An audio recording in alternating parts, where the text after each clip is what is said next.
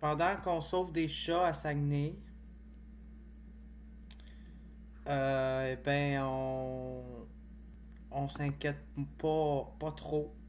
Pas trop en tout cas de la montée de violence dans nos rues, puis de l'agressivité. En fait, je vais vous faire écouter un reportage intéressant. Quelque chose, une réalité qui est pas mal plus intéressante de savoir que si Éric Duhem a payé ses taxes, parce qu'il y a bien des Québécois qui ont de la misère à payer leurs taxes, puis ça ne deviendrait pas devenir un motif d'avoir du mal à payer ses factures, d'être une restriction et un mur pour se lancer en politique. Là. Il y a plein de Québécois qui ont de la misère à joindre les deux bouts pour payer leurs factures. Là. Surtout avec la facture d'hydroélectricité. Hydro-Québec qui ramasse des surplus, qui nous vend l'électricité à un prix de fou alors qu'elle coûte pas mal moins cher à produire que ben du monde. Là. Donc, on va se dire les vraies affaires puis les vraies choses. Si M. Éric Duhem n'a pas payé ses taxes scolaires, ben, il y a des partis de gauche qui proposent de l'enlever, la taxe scolaire. Ils veulent la gratuité scolaire, ils en veulent même pas de taxe. La scolarité, c'est pas compliqué. Fait qu'il ne l'ait pas payé, ça change pas grand-chose. Ça fait que, de toute façon, il doit donner de l'argent aux écoles privées, lui. C'est ce genre-là. Fait que, je voulais revenir là-dessus. Parce que c'est une réalité qui me fait réaliser quelque chose. Avec le bâton. Le 24 août dernier, vers 3h15 du matin, un suspect est entré par effraction dans la résidence familiale de ce jeune homme. Muni d'un bâton de baseball, le jeune de 17 ans se serait rendu jusqu'à la chambre de la victime où il dormait en compagnie de l'ex-copine du suspect. Me frapper. C'est pas là que ça devient intéressant. Où ce que ça devient intéressant, c'est là. Arrêté sous différents motifs, dont enlèvement et séquestration, puis relâché. Ce qui est délicat, c'est que la victime et le présumé agresseur travaillaient et travaillent toujours au même Costco. Le suspect a des conditions à respecter, comme de ne pas tenter d'entrer en contact avec les victimes, mais rien qui ne l'empêche de se retrouver sur le même lieu de travail.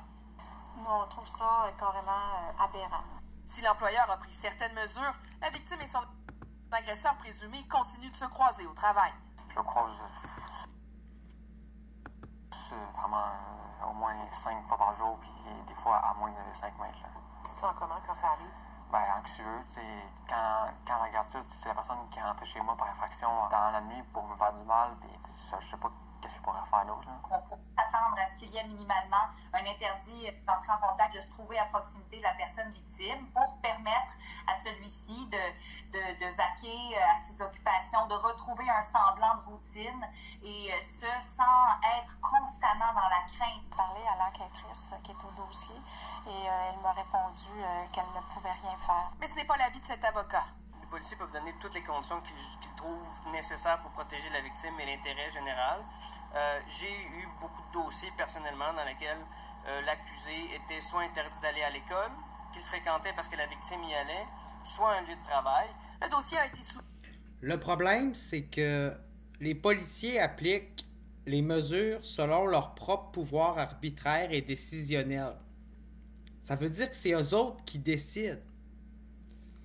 Tout le pouvoir des restrictions judiciaires à l'attente d'un procès ou pendant une restriction judiciaire revient finalement à un policier qui a un pouvoir quasiment décisionnaire, beaucoup trop de pouvoir, sur une prise de décision qui est juridique, qui est plaidée par aucun avocat, par aucun procureur.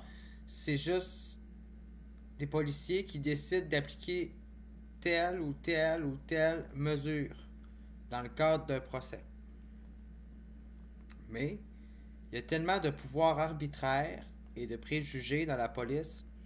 Il y a tellement de policiers qui décident selon leur bon vouloir qu'on se retrouve souvent dans des situations comme ça où des gens qui ont presque rien fait se retrouvent avec des grosses restrictions abusives ou du monde qui ont fait des actes de violence, qui ont attaqué du monde pour vrai, qui ont vraiment fait des choses qui s'en vont vers la violence, la haine, la violence envers l'être humain, des choses qui s'en vont vers des crimes haineux. Puis là, on n'applique pas des restrictions qui vont de soi. On limite les restrictions.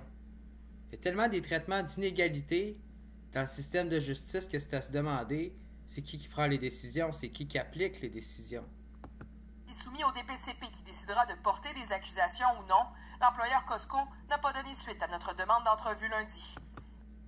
Donc là, il est évident qu'on a un procureur qui a plaidé des restrictions puis qu'on a un avocat qui a fait entendre le fait que ça portait atteinte au droit du travail de la victime. ou du suspect.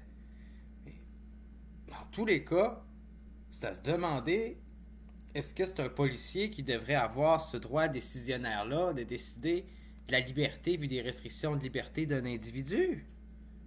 C'est qui devrait décider et encadrer tout ça? Je pense que dans le processus, il y a quelque chose qui ne fonctionne pas. Il y a un manque de consultation, il y a un manque de citoyenneté à travers ça, selon moi. Donc, c'est ce que je pense.